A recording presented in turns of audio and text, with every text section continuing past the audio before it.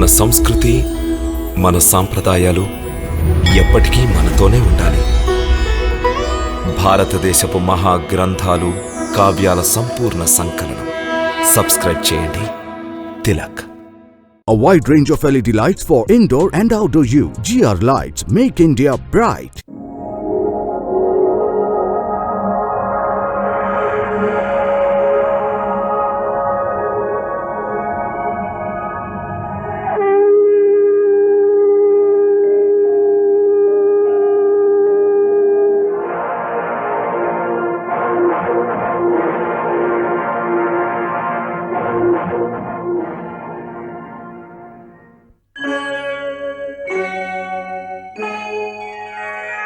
Krishna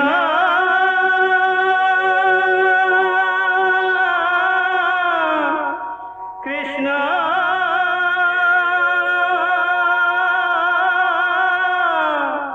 Hare Krishna Hare Hare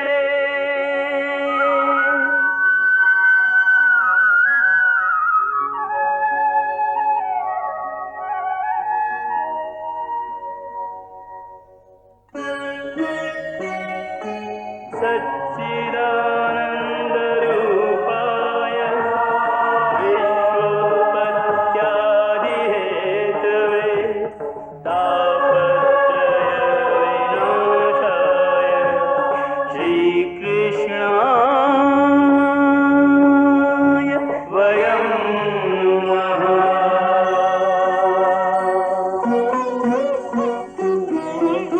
Shrikrishna Govind हरे मुरारे हे नाथ नारायण वासुदेव। हरे कृष्ण राधे राधे कृष्ण कृष्ण हरे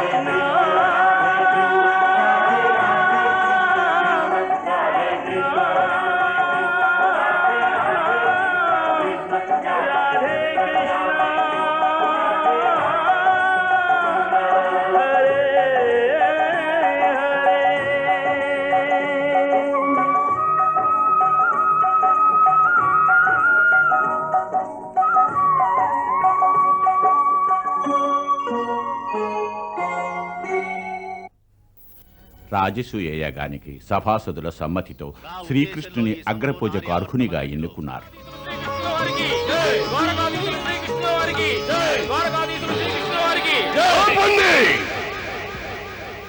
పాండవుల రాజసూయ యాగంలో అగ్రపూజకు అర్హునిగా శ్రీకృష్ణుని నిర్ణయించడం పట్ల శిశుపాలుడు నిప్పులు కురిపిస్తున్నాడు. అతడు కృష్ణుని దూషించడం మొదలెట్టాడు. మాకు నిర్ణయించిన రుక్మిణిని అపహరించిన నీవు అధముడవు. 99 శ్రీకృష్ణుడు అతని అపరాధాలను లెక్కించసాగాడు. పూర్తయ్యాయి 100. శిశుపాల,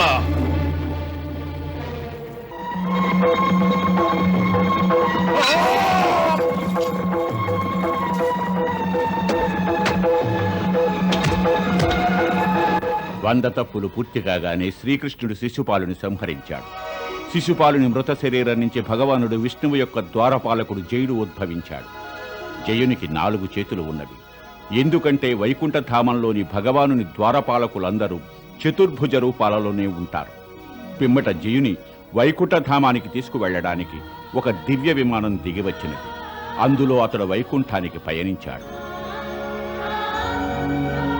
వైకుంఠధామానికి వెళ్లే మార్గమధ్యంలో అతడికి నారదుల వారు తారసిల్లి 3 జన్మల అనంతరం నేడే సనక సనందుల శాపం నుంచి నీవు విముక్తుడవయ్యావని తెలియచేశారు. మునీంద్ర, ఏ శాప కారణంగా నేడు నాకు విముక్తి లభించిందో విన్నవించండి. నీకు జ్ఞప్తికి రావడం లేదా? లేదు. నారదుల వారు అతడికి ఏ విధంగా 4 బ్రహ్మకుమారులను వైకుంఠధామం 7వ ద్వారం చెంత జయ విజయులు అడ్డగించారో వివరించారు.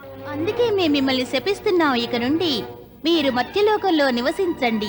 వైకుంఠంలో నివసించే అర్హత మీకు లేదు.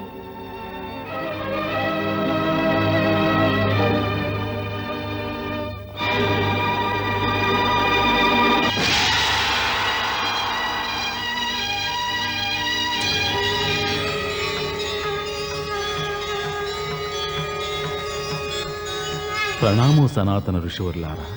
ప్రణామనాథ. తమ చరణధూళితో మా వైకుంఠం పావనమైంది బ్రహ్మకుమారులారా. హే అనంతానంద, తమ దర్శనం కోరి మేము వచ్చాం. కానీ తమ ద్వారపాలకులు తమ చెంతకు రానివ్వకుండా అడ్డగించి మమ్ము అగౌరవపరిచినారు. అడ్డగించారా? తమ వంటి జ్ఞాన సంపన్నులైన ఋషివర్యులను? అసంభవం. పరంధామ, గర్వం అనేది అసంభవాలను సైతం సంభవం చేయగలదు. గర్విష్ఠులైన ఈ ద్వారపాలకులు మమ్ము తమ ద్వారం వద్దనే అడ్డగించారు. అందుకే మేము వీరిని మర్త్యలోకంలో జన్మించినట్లుగా శపించితిమి. శపించారా? అటులనే వారు చేసిన తప్పిదానికి మేము క్షమాపణ కోరుతున్నాం. పరంధామ, తమరు మమ్ము క్షమాపణ కోరుటయా? ఎందులకు?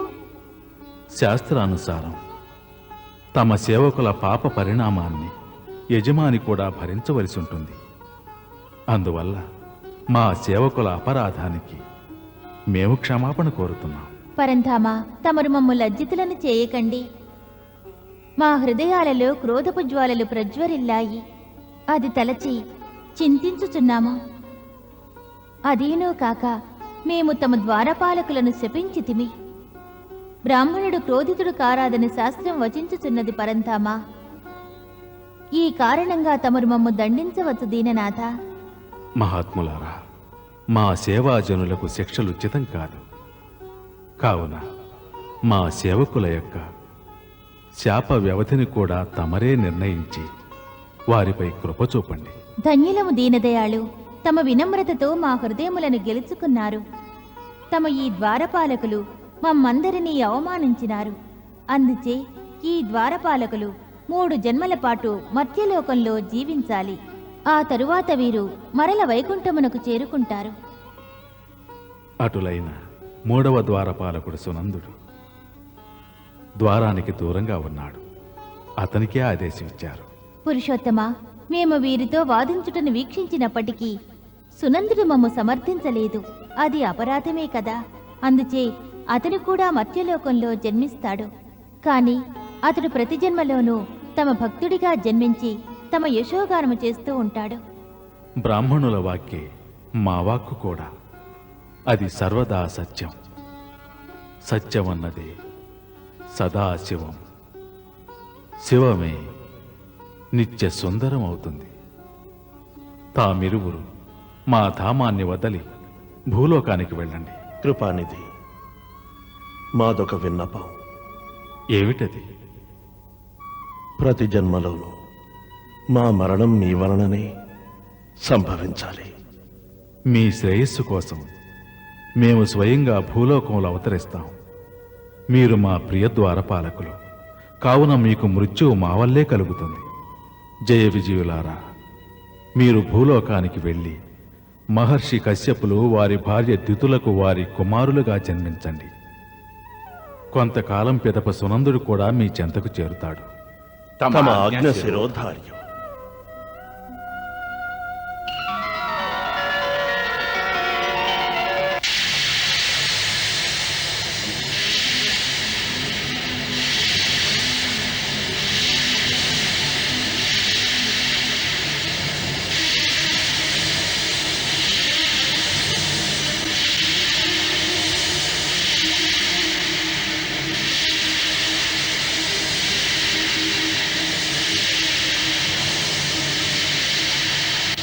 వైకుంఠం నుంచి భూలోకానికి వచ్చిన తరువాత మీ ఇరువురి మొదటి జన్మ హిరణ్యాక్ష, హిరణ్యకశిప రూపాలలో జరిగినది.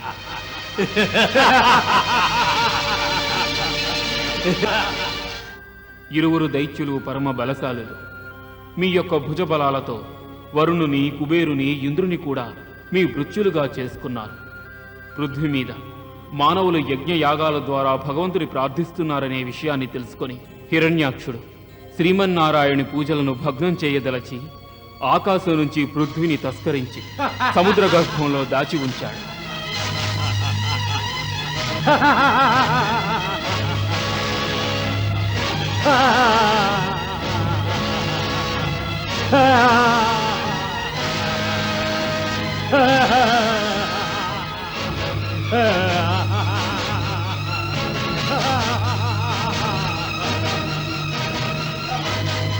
అప్పుడు పద్మనాభుడు వరాహ రూపాన బ్రహ్మదేవుల వారి నాసికం నుంచి ఉద్భవించారు.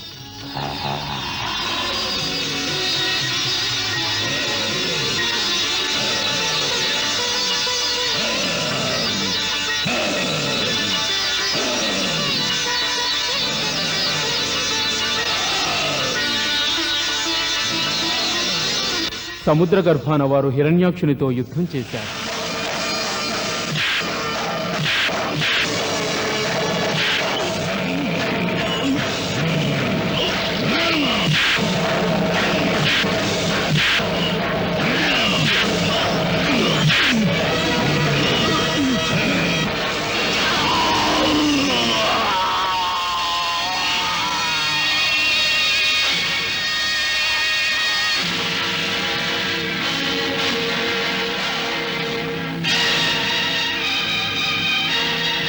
చివరకు హిరణ్యాక్షుని వధించి తమ దంతాలపై పృథ్వీని మోసుకుంటూ సముద్ర గర్భం నుంచి వెలుపలకు వచ్చారు.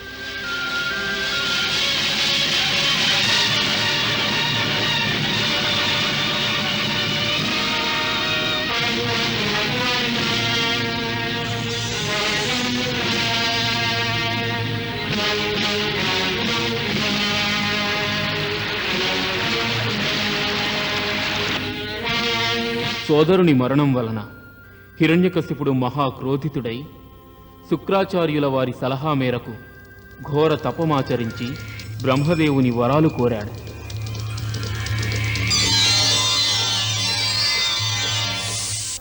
హే దైత్య శిరోమణి, మర్త్యలోక ప్రాణులకు మా అమరలోక దేవతల దర్శనం ఎప్పుడూ నిష్ఫలం కాదు.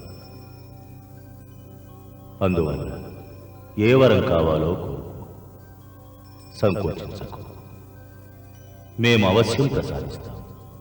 మీ ఈ భక్తుని ప్రార్థనను మన్నించి నాకు ఓ వరాన్ని అనుగ్రహించండి. తమ సృష్టిలోని ఏ ప్రాణి నన్ను సంహరించకూడదు. మానవుల వలన గాని, మృగాల వలన గాని, దైత్యుల వలన గాని, దేవతల వలన గాని నాకు మరణం సంభవించరాదు. రాత్రి గాని పగలు గాని అస్త్రాల వలనను శస్త్రాల చేతను భూమిలోను దివిలోను సమరంలో నన్ను నిర్జించగలిగిన వారుండకూడదు. తమచే సృష్టించబడిన సమస్త జీవులకు నేనే ఏలికను పాలకుడను కావాలి. ఇంద్రాది దిక్పాలకులకున్న సమస్త అధికారాలు నా హస్తగతం కావాలి. అటువంటి వరాన్ని ప్రసాదించండి బ్రహ్మదేవ. వత్స, నీవు మా నుంచి కోరుకునే వరం ప్రాణికోటి దుర్లభమైనది. మా గురుదేవులు శుక్రాచార్యుల వారు వచించారు, వరాన్ని కోరి తపమాచరించిన వారికి ఏది దుర్లభం కాదని. వారి పలుకుల సత్యములని నేనింకనూ తపమాచరించవలనా? ఇహ తపస్సుతో అవసరమే లేదు. గురువు శుక్రాచార్యులు సత్యమే వచించారు. ఇంతటి కఠిన తపస్సు ఇంతవరకు ఎవ్వరూ చేయలేదు, ఇక ముందు కూడా చేయలేదు. హే దైత్యరాజ, ఈ వరాన్ని నీవు పొందు. నీ కోరిక దుర్లభమైన మేము పూర్ణ రూపాన తప్పక ప్రసాదిస్తున్నాం. బ్రహ్మ నుంచి వరాన్ని పొందిన హిరణ్యకశిపుడు తనకు తానే భగవంతుణ్ణని ప్రకటించుకున్నాడు. అందరూ అతన్నే పూజించాలని ఆజ్ఞాపించాడు. భయంతో అందరూ అతన్నే పూజించసాగారు.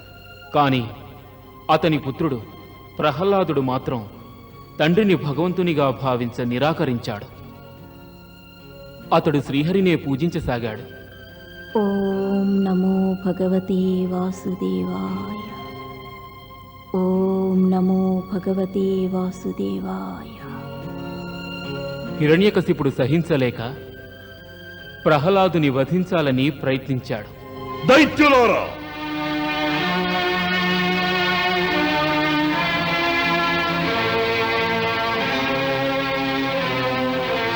తీసుకు వెళ్ళండి, చిత్రవదగా వించండి. మా కుమారుడై జనించి శ్రీహరినామాన్ని జపిస్తున్నాడు. భగవతే వాసుదేవాయ. ఓం నమో భగవతే వాసుదేవాయ.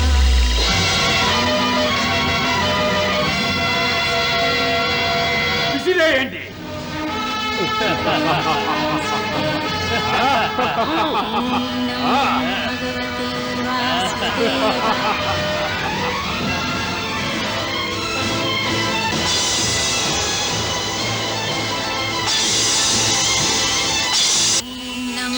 भगवते वासुदेवाय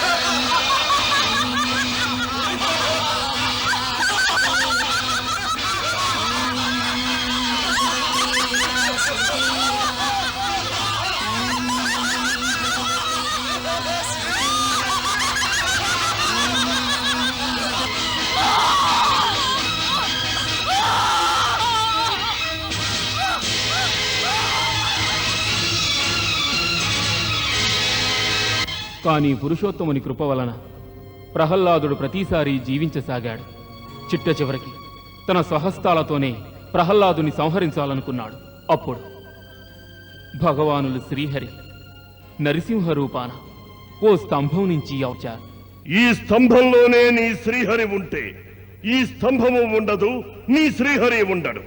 నువ్వు ఆరాధించే ఆ శ్రీహరికి శక్తి ఉంటే రమ్మను, ఈ హిరణ్యకశిపుని బారు నుంచి తప్పించుకొమ్మను.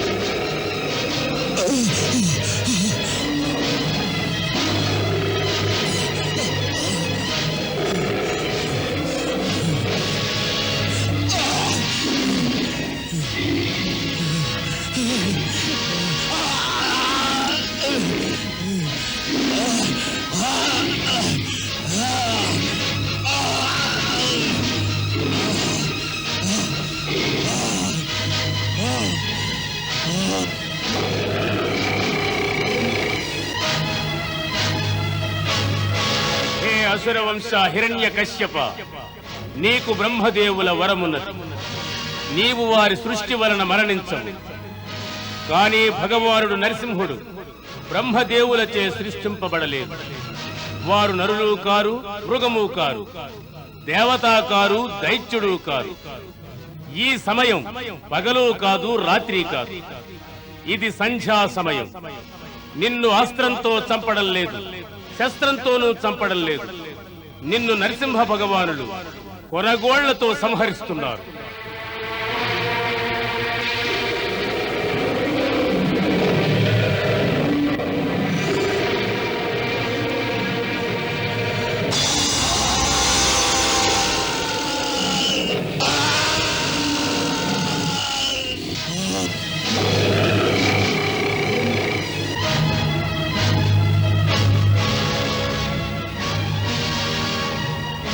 ఆ విధంగా మీ మొదటి జన్మ సమాప్తమయ్యింది. ఆ తరువాత జన్మలో మీరిరువురు రావణ కుంభకర్ణ రూపాలలో జన్మించారు. ఆ జన్మలో శ్రీహరి శ్రీరాముని రూపాన జన్మించి మీ ఇరువురికి ముక్తిని ప్రసాదించారు.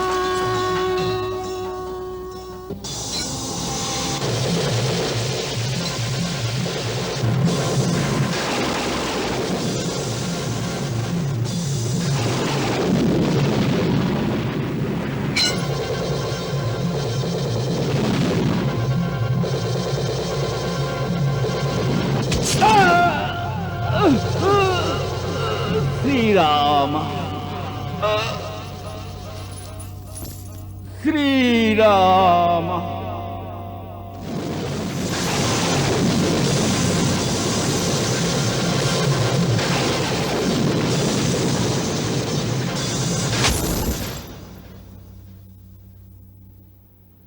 ఆ విధంగా మీ రావణ కుంభకర్ణ జన్మలు సమాప్తమయ్యాయి. ఇది నీ అంతిమ జన్మ.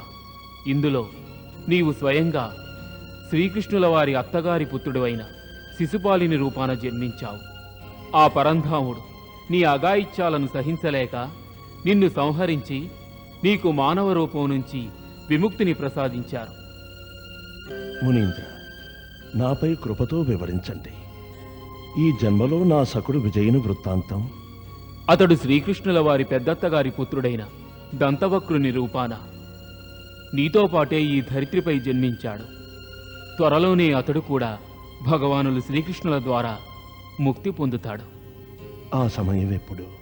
పాండవుల రాజసూయాగం పరిసమాప్తమైన తరువాత పరంధాముడు ద్వారకకు వెళతారు. అప్పుడు దంతవక్రుడు ద్వారకపై ఆక్రమణ జరుపుతాడు. అప్పుడు ప్రస్తుతం పరంధాములు ఇంద్రప్రస్థంలో జరుగుతున్న ఉత్సవాలలో పాలు పంచుకుంటున్నారు. వారి వెంట ఇంద్రప్రస్థానికి విచ్చేసిన అతిరథులు పాండవుల వైభవాన్ని చూసి అచ్చరు పొందుతున్నారు.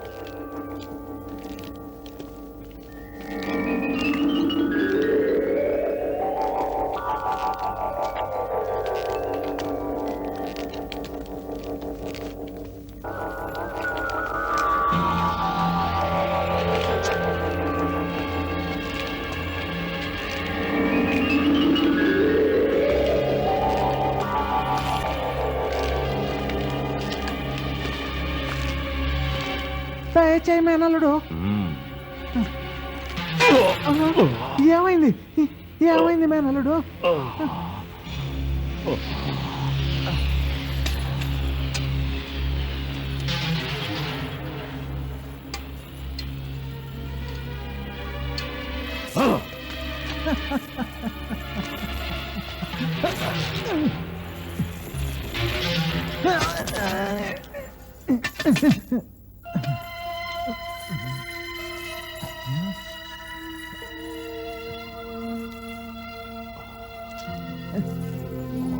ఏమిటల్లుడు అంత మాయగా ఉంది? రా.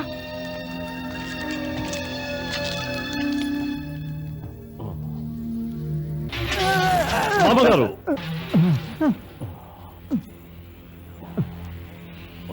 రా అల్లుడు.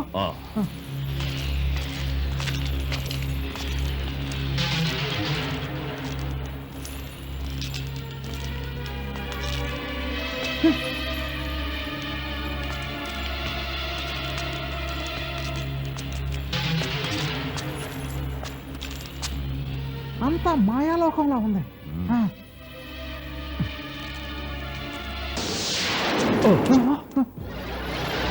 మేనల్లుడు, సభా మధ్యమున ఈ నీళ్ళేమిటి?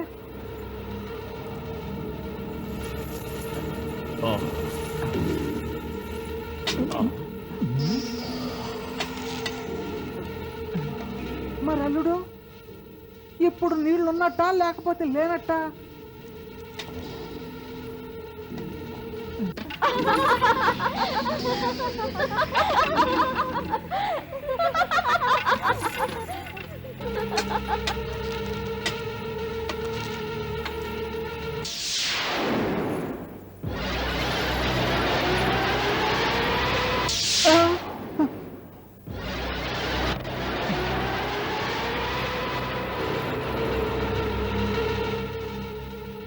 నోరు మూసుకొని కదలండి మావగారు.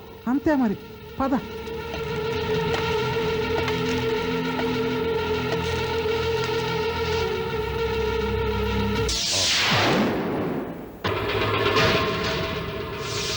విచిత్రముగా ఉన్నదే.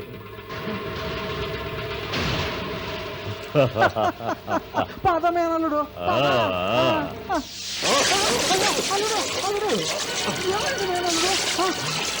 మోసం, ఇది మైసభ కాదు, మాయదారి సభ.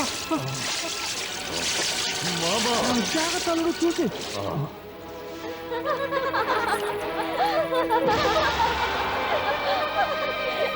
మామగారు, మనం ఉండవలసిన చోటు కాదిది. మరిది గారు, ఓ మరిది గారు, ఇది హస్తినాపురం కాదు, కళ్ళు మూసుకొని నడవడానికి. ఇది ఇంద్రప్రస్థంలోని మైసభా భవనం.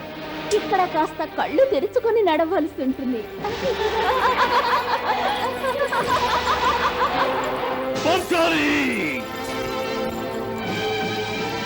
ఈనాటి నీ నవ్వు నీ వినాశనానికి దారి తీస్తుంది. ఇదే నా ప్రతిజ్ఞ. పదండి బావగారు.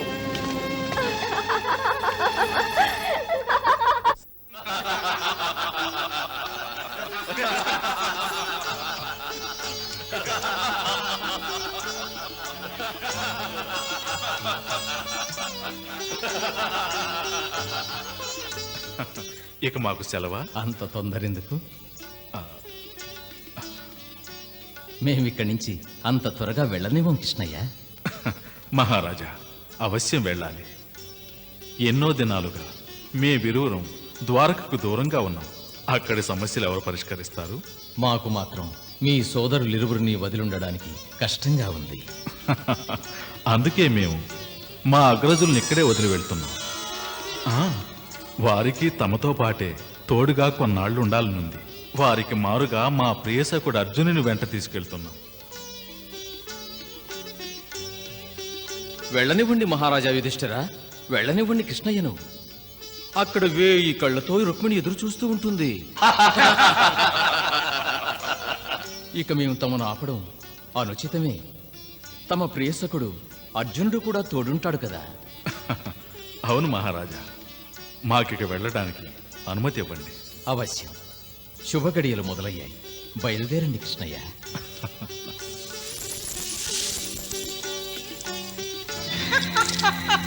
చూసేవాళ్ళుడు, నీ పని పూర్తి కాబోతుంది. నీ పని దానంతటదే పూర్తి కాబోతుంది.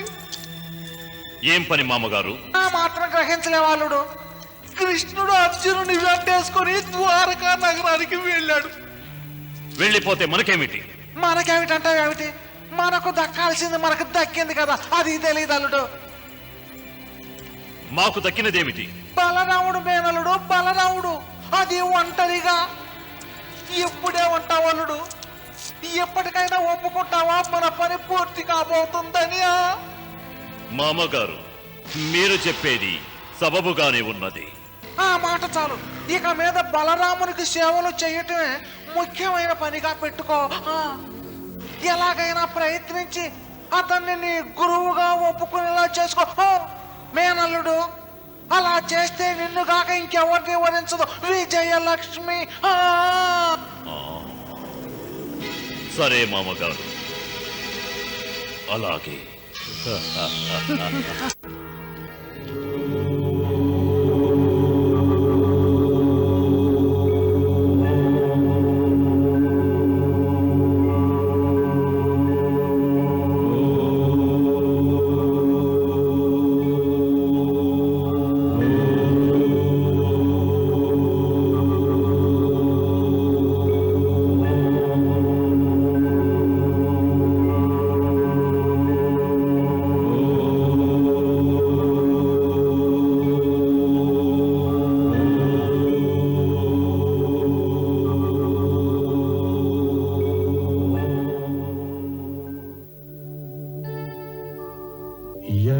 यन्मण्डलं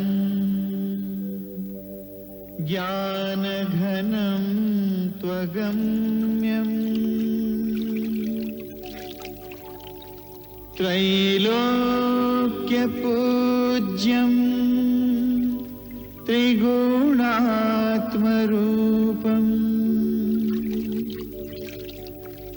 समस्ततेजोमय दिव्यरूपम् पुनातु माम् तत्सवितुर्वरेण्यम्.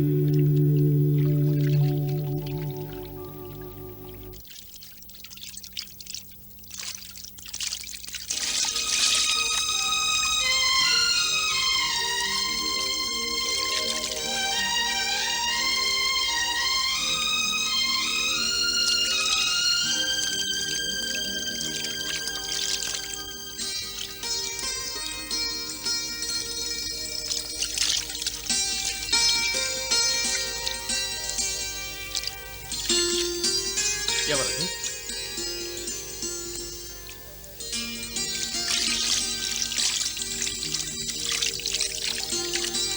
ఎవరక్కడ? ఎవరక్కడ?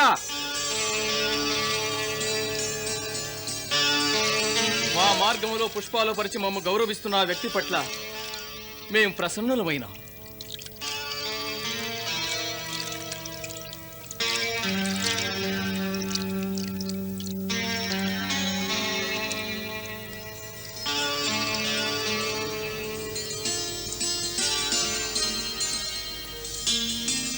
మాకు స్వాగతం చెబుతున్నది ఎవరో మేము చూడగోరుతున్నాం.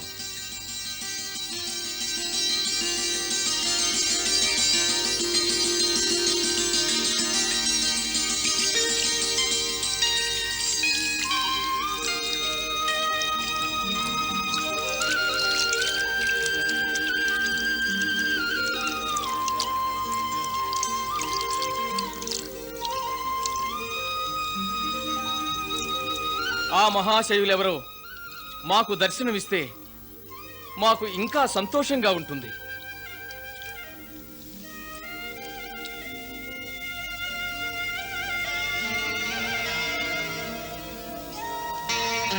ఇంతటి శ్రమ కోర్చి మాకు స్వాగతం ఇస్తున్న వారిని మేం దర్శించాలని కాంక్షిస్తున్నాం. దయచేసి మా సమక్షానికి రండి.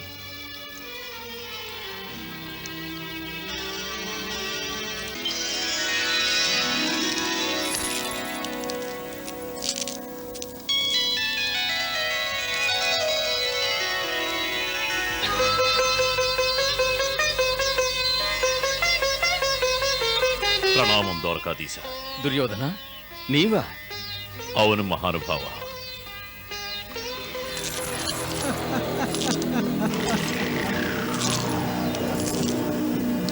ద్వారకాధీశులకు శకుని ప్రణామాలు. శకుని మామ, తమరా?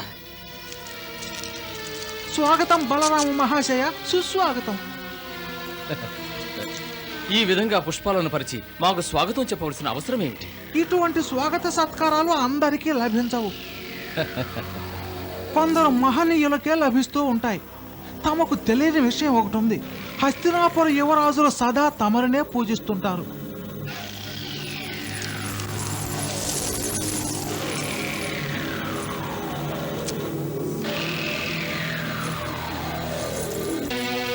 దుర్యోధన, ఏం చేస్తున్నావు నువ్వు? ఏముంది, తన ఇష్ట దేవతను ప్రత్యక్షంగా పూజిస్తున్నాడు. దుర్యోధన,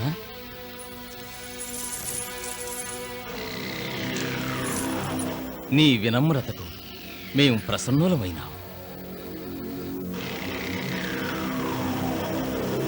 నీవు హస్తినాపుర యువరాజువు, భావి రాజేంద్రుడవు. అయినా ఎంతటి వినయశీలివి! భీముని లాంటి వాడు కాదు మహాశయ మా అల్లుడు. భీముడు? అతనికి పౌరులను అవమానించకపోతే రుచించదు.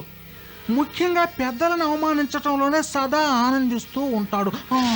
ఎవరిని అవమానించాడు? పోనివ్వండి మహాశయ. నేను విన్న భీముని ప్రేలాపన ఏమిటంటే, బలరామదేవుల కంటే ప్రవీణుడైపోయాడట గదా యుద్ధంలో. బాధగా ఉందా ద్వారకాధీశ? మాకే ఇలా ఉంటే ఇక తమరికి ఎలా ఉంటుందో చెప్పాలా? అసలు కృష్ణుడే చెడగొడుతున్నాడు భీముణ్ణి.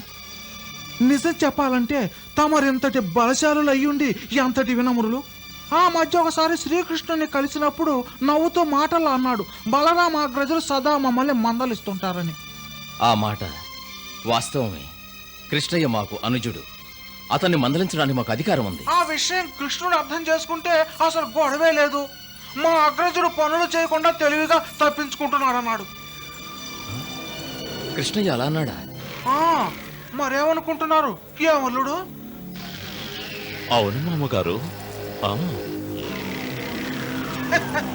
ద్వారకాధీశ, అసలు నిజం చెప్పాలంటే అసలు తమ కారణంగానే అన్యులెవరూ ద్వారక వైపు చూసే సాహసం చేయలేకపోతున్నారు. ఇంకా చెప్పాలంటే తమంతటి ఉత్తమ శ్రేణి గదాధరులు ఈ సమస్త విశ్వంలో ఎవరున్నారు? కానీ ఆ భీముని పొగరు చూశారా?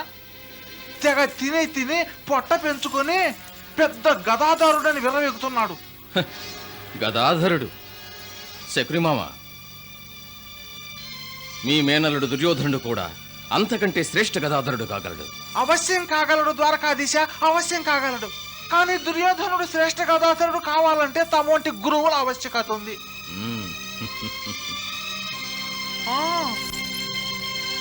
అవును ద్వారకాధీశ, అసలు భీముడు ఒకనాడే ఉన్నాడంటే. దుర్యోధన, నీ కోరిక కూడా ఇదేనా? అవును మహానుభావ, తమ శిష్యుణ్ణి కావాలన్నదే నా వాంఛ. మేము నీ పట్ల అతి ప్రసన్నులమైనాం. మేము నిన్ను శిష్యునిగా స్వీకరించి గదాయుద్ధం నేర్పిస్తాం. పండింది మేనల్లుడు నీ పంట. తంతె పూర్ల పొట్లో పడ్డట్టయింది. మీ గురువుల్ని పూజించి అభ్యాసం మొదలుపెట్టు. కానీ మేనల్లుడు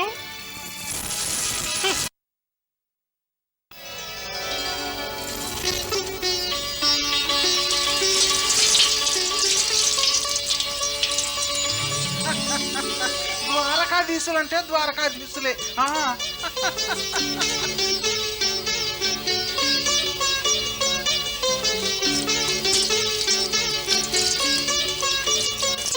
నీదే మేనల్లుడు అదృష్టం అంటే బాగా పూజించి సేవలు చేసుకో బలరామదేవులు వారిని.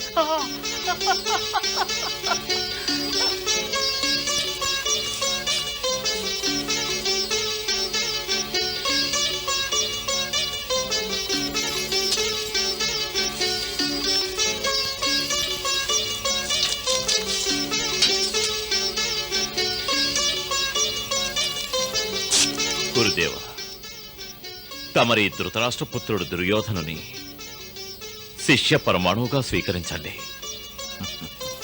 తథాస్తు.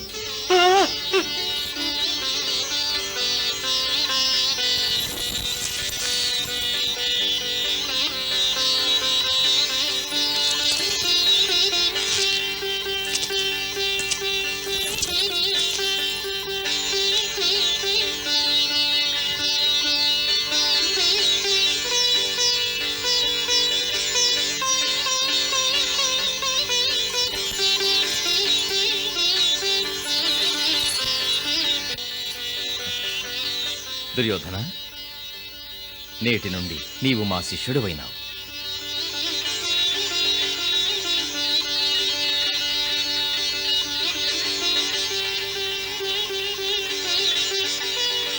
నీ అభ్యాసం త్వరలోనే మొదలవుతుంది. యశస్వీ భవ. భాగ్యం అంటే నీదే మేనల్లుడు. యువరాజు దుర్యోధనుల వారికి, యువరాజు దుర్యోధనుల వారికి, ద్వారకాధీశులు బలరామదేవులకు, ద్వారకాధీశులు బలరామదేవులకు.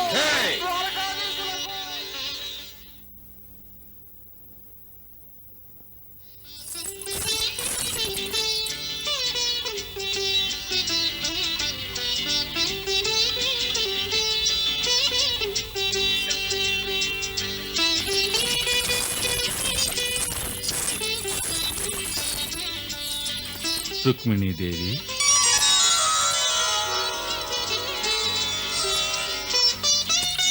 ఆశ్చర్యం, తమరు ధ్యానముద్రలో ఉన్నారు. మా రాక తమకెలా తెలిసింది? రుక్మిణి, నీ సహజ సుగంధమే మాకు నీ రాకను స్పష్టంగా తెలియజేస్తుంది.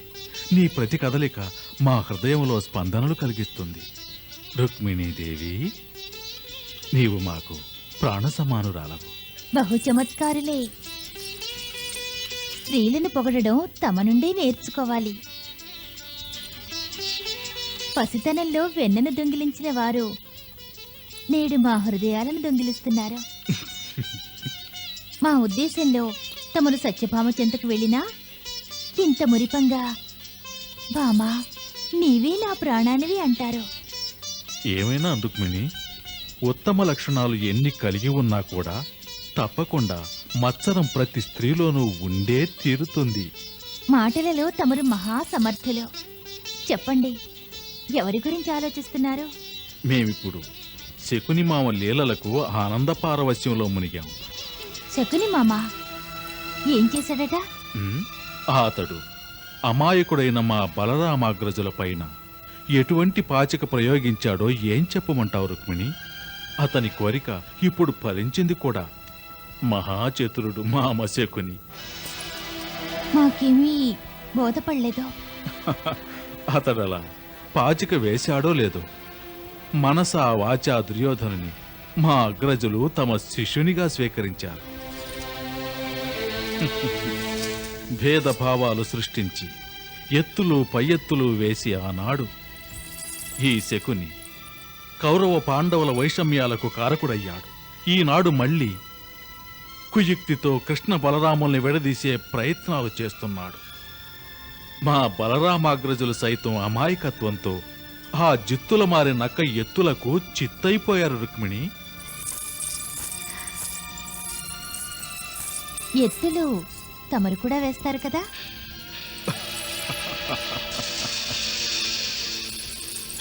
తమరు అంతర్యామి, తప్పకుండా తమరు ఏదో ఎత్తు వేసే ఉంటారు.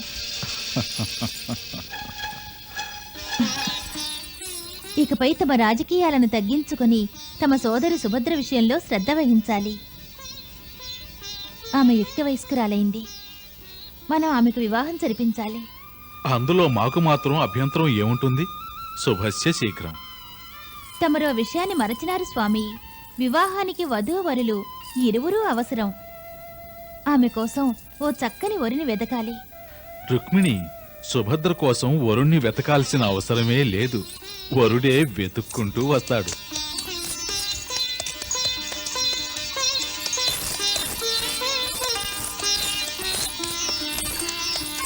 అడుగో, అర్జునుడు వస్తున్నాడు.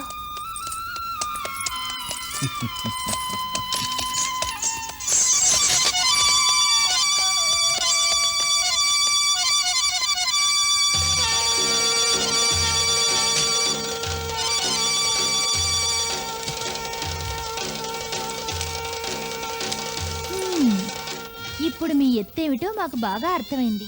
ఎత్తా? ఏం వేశాం? ఆహా, అర్జునుని రాకలోని ఆంతర్యం ఏమిటో. తమరెప్పుడూ అందరికన్నా 100 అడుగులు ముందుంటారు. కానీ పైకి మాత్రం ఏమీ తెలియని వారిలా నటిస్తారు. అందుకే కాబోలు ఇందాక మీరన్నారు, సుభద్ర కోసం వరుని వెతకవలసిన అవసరం లేదు, వరుడే వెతుక్కుంటూ వస్తాడని.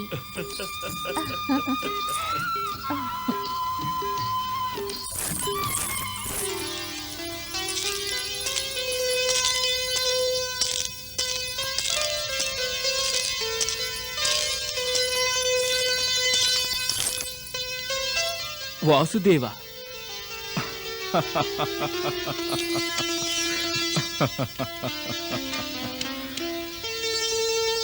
మరీ ఆలస్యమైందే. మేము ఎప్పటి నుంచో ఎదురు చూస్తున్నాం. ఎక్కడికి వెళ్ళావు? వేటకు వెళ్ళాం. రేపు మళ్ళీ వెళ్తాం. ప్రణామాలు. అందరూ కుశలమే కదా? తమ ఆశీర్వాదం వలన అందరూ కుశలమే. తమరెప్పుడూ ఇలా ఆనందంగానే ఉండాలి. తమరు ఆనందంగా ఉంటేనే వీరానందంగా ఉంటారు. వీరానందంగా ఉంటేనే మేము ఆనందంగా ఉంటాం. చక్కని జోడీ మీరూరిది. మాటలతో మాయ చేయటం బాగా నేర్చుకున్నారు. ఈ అర్జునుడు కృష్ణుని సకుడు కదా. మధుసూదన, బలరాముల వారి విషయాలేమిటి? వారు హస్తినాపురం వెళ్ళారు. హస్తినాపురమా? హస్తినాపురం. వారు దుర్యోధనుని తమ యొక్క శిష్యునిగా స్వీకరించారు. అతనికి గదాయుద్ధం నేర్పుతున్నారు. అలాగా?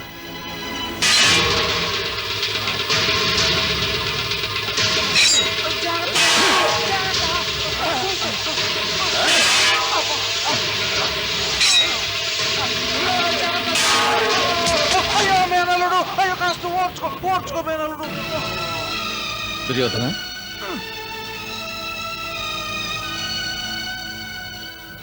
నువ్వేదో పరధ్యానంలో ఉన్నావు. ఏం ఆలోచిస్తున్నావు? లేము. దుర్యోధన, ఎవరైనా గదాధరుడు కావాలంటే మనసులో ఏకాగ్రత అత్యంత అవసరం.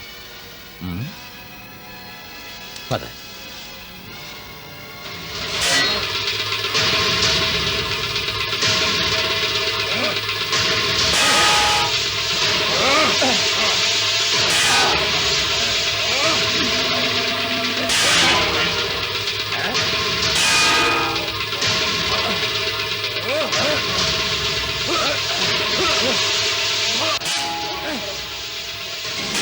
ఆగు. దుర్యోధన, ఎప్పుడైతే శరీరం దృఢంగా ఉంటుందో అప్పుడే మనసు దృఢంగా ఉంటుంది. ఎప్పుడైతే మనస్సు దృఢంగా ఉంటుందో అప్పుడు ఏకాగ్రత సాధించడం కష్టమేమీ కాదు. అర్థమైందా? ఇంకో విషయం, యుద్ధం చేస్తున్నప్పుడు నీ ధ్యాస మరో చోట ఉన్నట్టయితే ఒక సాధారణ వీరుడు కూడా నిన్ను ఓడించగలడు. ఆ ప్రకారమే నువ్వు ఏకాగ్రతతో యుద్ధం చేస్తే అసాధారణ శత్రువును కూడా సులభంగా ఓడించగలవు. అర్థమైందా? రా.